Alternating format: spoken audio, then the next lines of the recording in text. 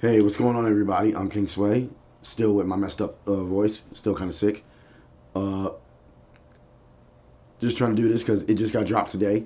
It's Tanjiro versus Jonathan Joestar, Demon Slayer versus JoJo's Bizarre Adventure, the Death Battle. I My initial thing is Joestar, and I say that because unless Tanjiro has, I'm not real familiar with either of the animes. Um, I haven't really watched either of them, but I know from watching a previous death battle that unless you're a stand user yourself, you can't see or really touch a stand. So I don't know how Tanjiro's Demon Slayer abilities are going to help with that. But with that said, I've given my prediction. Let's see if I'm right or wrong. Wiz, hey! Don't be mad, but I pushed some buttons in your lab and now I'm in cyberspace. Looking for that elusive dislike bar that's been missing for months, but look what I found instead! Beer! Okay, not real beer, it's a bunch of emojis. Listen up, this is crazy. Did you know the Death Battle channel offers memberships for less than $3? I know, it's a steal. Members get exclusive badges, live streams, behind the scenes videos, members only live chat, and over 20 unique emojis. All you gotta do is click the join button and you're in the club.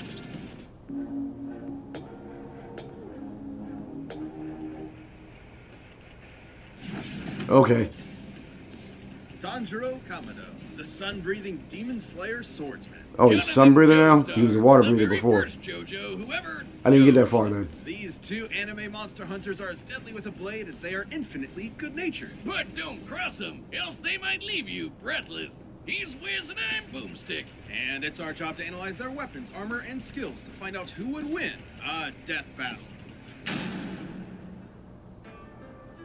Taisho Japan, an era of unparalleled progress and imperial domination. But this empire had a sickness, a rot at its core. Demons. This race of superhuman cannibals originated from one being, their all-powerful progenitor, Muzan Kibutsuji. Who spent his evenings slaughtering families and eating them, including the Kamado clan. Though one of them fatefully survived, the eldest son, Tanjiro. Well, the good news is your sister Nezuko I is got him by alive 1 too. inch. Bad news is she's a demon And now. 30 pounds. Oh, sorry, champ. I'm chalking this day up as an L. But Tanjiro In 25 possessed years. the golden heart of an anime protagonist, and he devoted his life to curing Nezuko's curse and ending Muzan's evil once and for all. So he joined the Demon Slayer Corps, a secret group of badass demon hunters with badass swords. Forged from a unique sunlight-absorbing ore, the Nichiren Blade is one of the only weapons that can decapitate a demon and end their unholy existence for good. Especially when combined with the Slayer's fancy pants katana magic. It isn't katana magic. Okay, well, it's totally katana magic, but that's not what it's called. Yeah, it's breathing, which is so lame. Anybody can do that. Oh, God. That was wrong. The use of breathing is crucial to real-life martial arts. Deeper breaths massage the organs below the diaphragm, relaxing your body and lowering its energy requirement, while Usually called a simultaneously ki. more energy to use. Goku does it a lot. Mastered this breathing shit so well, he could do it in his sleep, literally 24/7. This is total concentration breathing, a technique developed by the Demon Slayers in order to massively increase their physical abilities to match their blatantly superhuman foes. Through the measured intake of oxygen, users can boost their concentration, reactions, and even manipulate the flow of their blood. This can help in slowing down poisons or speeding up the coagulation of wounds. Which means he can use it to quickly recover in case of injury or fatigue. And Demon Slayers can combine their breathing with their blades for, well, katana magic. Each breathing style is a separate form of sword combat. The first form Tanjiro mastered was water breathing, a flexible defensive style where a user's blade summons water to slice like a raging current. Tanjiro's literal boneheaded stubbornness made him a prodigy Demon Slayer in no time. He proved to be a tactical genius in combat, able to discern an opponent's weaknesses and exploit them in the heat of the moment. It was almost as if demon slaying was in his very blood. Because it was. Hundreds of years ago, the creator of the very first breathing style taught this knowledge to Tanjiro's ancestors, who passed it down to Tanjiro himself. This was the dance of the fire god, the Hinokami Kagura, sun breathing. With sun breathing, Tanjiro's sword bursts into godlike flames that slow a demon's healing factor and can turn into a wicked fire dragon. Sun breathing increases Tanjiro's speed and power, but at a cost. It will quickly tire him out, and overuse could severely debilitate him. Which can also turn on this really distracting birthmark on his forehead. Through intense stress and exertion, Tanjiro can activate this Demon Slayer mark, which boosts his already crazy strength and speed even further. And gives him access to the see-through world. Basically, it slows down time for Tanjiro and gives him x-ray vision. This allows him such a precise understanding of his opponent's muscle movements that he can predict their future actions. Sort of like a spider sense. He can even do the same. Bitch, that's Sharingan.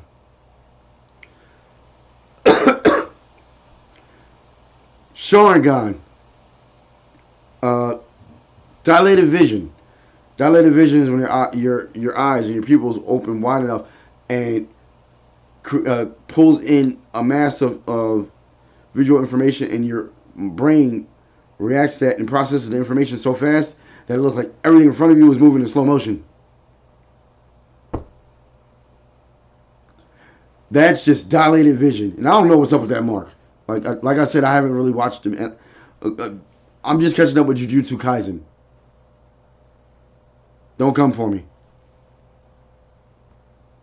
Same with just his sense of smell. No Demon Slayer mark needed. Not only can his nose detect people from hundreds of yards away, it lets him find an opponent's opening in battle even easier than before. You'd think being an anime swordsman would make Tanjiro even edgier than his blade, but he's basically the group mom, with an innocent little cherub sweetness matched only by his raw badassery. Tanjiro is tough enough to survive being stabbed in the stomach, fast enough to dodge lightning, and strong enough to slice through and derail a literal demon train. That demon turned himself into a train, Wiz! Funniest shit I've ever seen. And this demon, Doma, was able to freeze the air into this giant ice statue in only a few seconds. That takes a lot of energy. And Tanjiro's managed to deal with similarly powerful demons like Hantengu, Akaza, and eventually the strongest of them all, Muzan himself. With the help of his friends, of course. It would take all their efforts and Rin countless Goku. sacrifices. But I know he Tanjiro dies, and that's all. Demon Slayers would continue to fight to realize their dream of a world that is safe for humanity. And whatever Inosuke is. Victorian England, an infamously shit-tastic time to be alive. Whether you were a lowly street rat or a wealthy noble. Okay, well, that last one probably wasn't so bad. That is, unless your dad, in all his infinite wisdom, decided to adopt the single greatest asshole in human history and make him your brother. That'd make you one unlucky schmuck. That would make you Jonathan Joestar. Hadn't you heard, Wiz? Everybody just calls him JoJo. In an effort to take the Joestar fortune for himself, Jonathan's new brother Dio dedicated his life to breaking Jonathan emotionally, turning him into a docile puppet. But after being bullied, beaten, and thoroughly traumatized, something awakened deep in Jonathan's heart. The raging fire of a gentleman. I don't think beating the living piss out of Dio was gentle, but it sure was satisfying. Too bad it didn't last forever, because only a few years later, Dio got his revenge when he turned into a vampire and killed Papa Joestar. Classic Dio. With Dio now bent on world domination, Jonathan would need more than his righteous fist to save the day. Yeah, he needed a creepy floating Italian man that punches frogs with the power of the sun. It wasn't just any creepy floating Italian man. It was Will Antonio Zeppeli, a practitioner of Hamon, an ancient martial art designed specifically to do battle against vampires like Dio. Through their breaths, Hamon users can blast a hot electric ripple out of their bodies and flood it into their opponents. Huh. That's what Hamon means in English. The ripple. Man, if I had a nickel for every anime protagonist who killed monsters with the power of breathing, well, that'd be 2 nickels. But let's agree, it's weird that it happened twice. Hamon energy massively increases a user's physical abilities and allows them to disintegrate vampires with a single punch. In order to fight Dio, Zeppeli taught Jonathan everything he knew. Like the zoom punch, where Jonathan stretches his arm and punches an opponent from far away like he jumped on a gum-gum fruit. He does this by using the ripple to dull the pain of dislocating his shoulder before snapping it back. That might sound crazy, but there are real-life examples of breathing basically giving people superpowers. Like the Dutch adventurer Wim Hof. who can survive being nearly totally submerged in ice water for almost 2 hours. Through forced exhalation, Hoff drops his oxygen levels in order to supercharge his body's thermoregulation and release euphoric chemicals to numb the pain. Nope. Just like the Zoom Punch. Mod is basically just like the Eastern idea of chi. Voila! Which is circulated through the body by, what else? Through the Breathing. skull, yeah. And just like chi, it can do lots of crazy shit. Like walking on water, magnetizing plants, or controlling an enemy's muscles. It can even be transferred through solid surfaces like metal. And he can catch his fists on fire and slam you senseless with his patented Sunlight Yellow Overdrive. It'll leave any monster smiling and satisfied. Uh-huh. 100 crack fist of the North Star. I don't care. Fist of the North Star. That's what it is. And Joestar looks a lot like Kenshiro. Including Dio's right-hand monsters, Rupert and Tarkus. Tarkus was strong enough to rip entire boulders out of the ground and slice through a cliff with one swing. He could even snap JoJo's neck and cut our old pal Zeppeli in half. Rest in peace, creepy floating Italian man. Sorry you had to be born the mentor. Hope none of your relatives die horrifying death too. Before succumbing, Zeppeli's last act was to pass his ripple onto Jonathan, not only allowing him to heal his own broken neck, but also combine their energies together. And making JoJo strong enough to cut through Tarkus's giant arm. Not with his nifty new sword, Pluck, with his bare goddamn hand. With this power boost, Jonathan faced Dio once and for all, and fisted him with his raging hot ripple. Fisted him. Wait. Now, fisted Dio was pretty impressive, considering Dio could later fight faster than light stands Yes. like Star Platinum. Hell, even other Ripple users like Joseph can dodge beams of light too. But more than his strength or speed, or even Haman, Jonathan's greatest strength was always his intelligence and unstoppable determination. It was that burning drive for justice that defeated Dio all those years ago, and the same one that defeated him again. But this victory was bittersweet. He may be built like a brick shithouse, but Jonathan's got the personality of a golden retriever. Even after everything Dio did to him, all the lies and abuse and dad murder, Jonathan still loved him like a brother, and still cried those hot, wet 80s man-made tears. And even after Dio returned on Jonathan's wedding night to murder him and steal his body, Jonathan sacrificed himself so his wife and unborn child could escape. But he did not die in vain. His bloodline would continue throughout the ages, spawning a line of illustrious and bizarre heroes who would crush Dio's plans and save the universe. And they all had one thing in common. His name, JoJo. Wait, is the ripple his tip?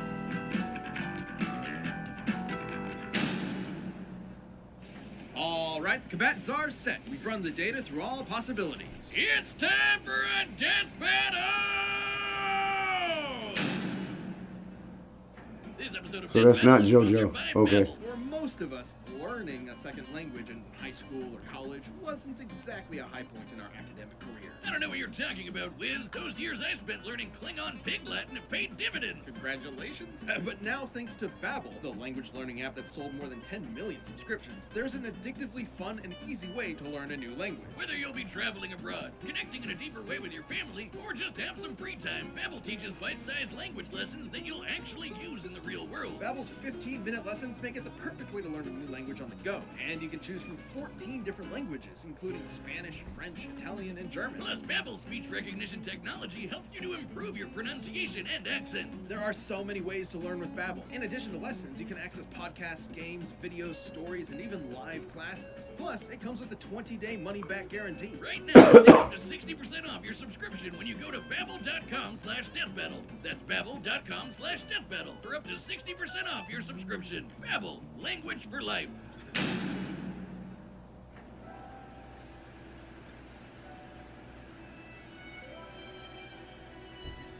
Step aside! I've sworn to slay all of Dio's demonic minions.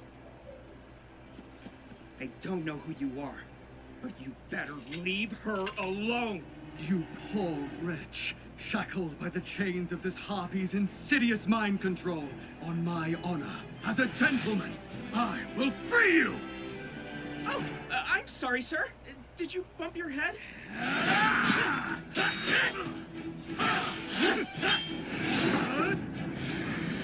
Total concentration! Water breathing! Most unorthodox.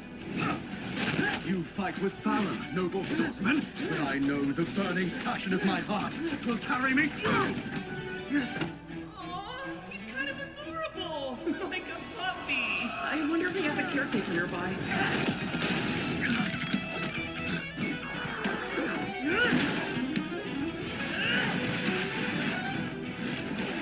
You're mine! Valiant footwork! Kicked him in the face. Take this tree ass whooping.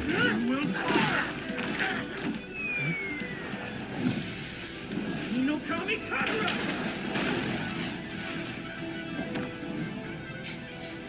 Nice try! Incredible! You could teach me a thing or two. Scarlet Overdrive!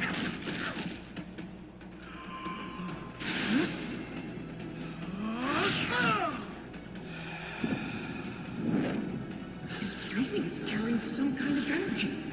Like me. And that means I know how to stop him. I was wrong. He's focusing on my neck.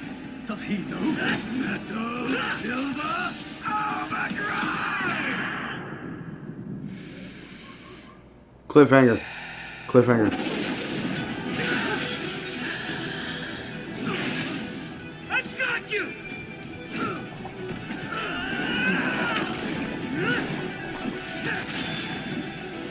Wait! He's going for my lungs!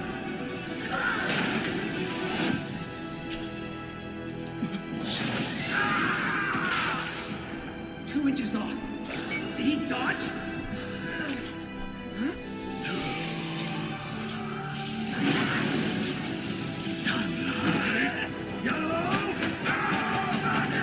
That's one ass whooping where I come from. She's my sister. On my honor as a gentleman, I will protect her with my life.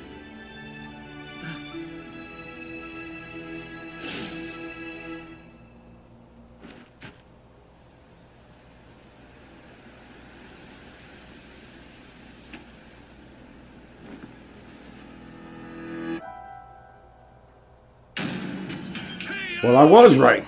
I'm not crying. I'm only crying really hard. Holy shit, hold me, bro. Please don't touch me. On paper, Tanjiro did initially seem to have more advantages in this bout. For sure. He'd been training for way longer than Jonathan, and with way more experienced teachers. Tanjiro's Demon Slayer journey took place over a couple of years, while Jonathan's Ripple training was less than a month. Tanjiro was obviously a superior swordsman with a variety of powerful techniques and katana magic, while Jonathan really only improvised as a swordsman. But that's where the advantages stopped. Sure, Jonathan wasn't a natural swordsman, but he more than made up for it in hand-to-hand combat, while Tanjiro was pretty much out of options without a blade. Jonathan also had an edge in strength. Comparing Tanjiro to Doma and JoJo to Tarkus, Jonathan was over twice as strong. And while Tanjiro later fought the more powerful Muzan, Jonathan did the same with Dio. He was way faster too. While Tanjiro and his pals could dodge lightning, we can compare Jonathan to other Ripple users like Joseph, who could dodge light, which is over 3,000 times faster. That might seem crazy, but in Part 3, Dio was able to keep up with stands like Star Platinum, which can move faster than light. Dio did this on his own, and that was while using Jonathan's body. Even with multiple ways to predict Jonathan's movements and see the flow of his Ripple with X-ray vision, Tanjiro would not have been fast enough to keep up. Especially with the Ripple backing him up. Sure, the water and fire Tanjiro generates is impressive, but Jonathan was tough enough to power through it. Tanjiro, though, had no way to defend against the Ripple bypassing his durability and directly messing with his organs. Such as manipulating his muscles like a puppeteer, or directly shutting off his brain or heart, something other Ripple users have done to ordinary humans with a single zap. And Jonathan had the opportunity to do this literally every time Tanjiro blocked his blade. Sure, Tanjiro could recover himself with the breath, but that'd be a breath spent healing and not, fighting. And while sun breathing's overuse was dangerous to Tanjiro, JoJo's Hamon had no such drawback. Which meant that JoJo could keep fighting for as long as he needed to. Tanjiro was never going to go down easy, but Jonathan's speed, Haman, and righteous gentlemanly fists carried him to victory. Jonathan took Tanjiro's breath away. The winner is Jonathan Joestar. Thank you for watching. Stay tuned, we'll be jumping into the next matchup next week. But you can always get more Death Battle right now by clicking one of those boxes right over there. Alright, so that was damn good. And yeah, just I actually predicted it. Yay me, go me. Alpha male. No, like I got the character wrong because I thought that was Jotaro. But like I said in the beginning, I'm not familiar with the animes like that. So while I got the character wrong, I got the prediction right. So still a point for me. Still a win for me. But this is where I'm gonna hit you with my outro. Be sure to like and subscribe, hit the notification button and the bell. That'll let you know every time I drop something. I've been trying to keep a consistent creation schedule of Sunday, Monday, Tuesday, with Saturday and Wednesday being bonus days for you guys. So far so good. I've been keeping with that. I'm actually feeling kind of under the weather. It's my voice it's not where it should be. It's not feeling right. And I'm coughing.